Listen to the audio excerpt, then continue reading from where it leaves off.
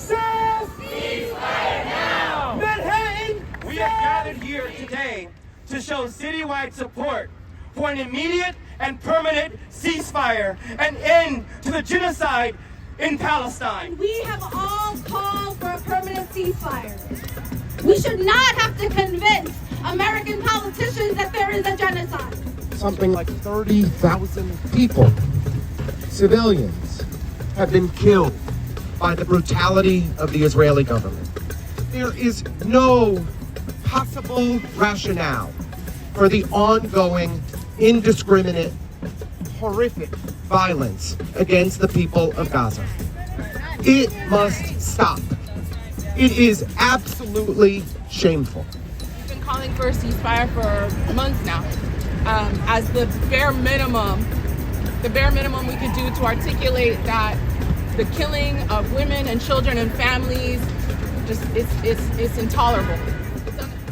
To think that it is radical to call for an end to occupation. So this breaks my heart today to see the ongoing genocide of people in Gaza. I'm calling on all of my colleagues, state, federal, city, to call for an immediate ceasefire. The viciousness, the brutality that they have caused in response to the horrible attacks by Hamas has been to a scale that is absolutely indefensible. You have seen the photographs of dust-filled children clad in blood, shaking from the shock and the horror that they are experiencing with our taxpayer dollar. This is an abomination. We cannot continue to erase generations of young people, generations of mothers, generations of fathers. It cannot go on. And this city council needs to stand up. Our members of Congress damn well need to stand up. Our members of the U.S. Senate need to make their voices heard. We have an enormous amount of power in New York City and New York State.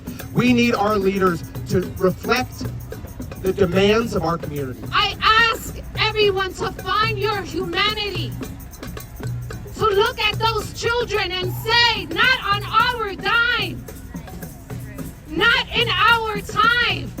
I don't care where the kids come from. They are children. Our taxpayer dollars have turned communities into dust.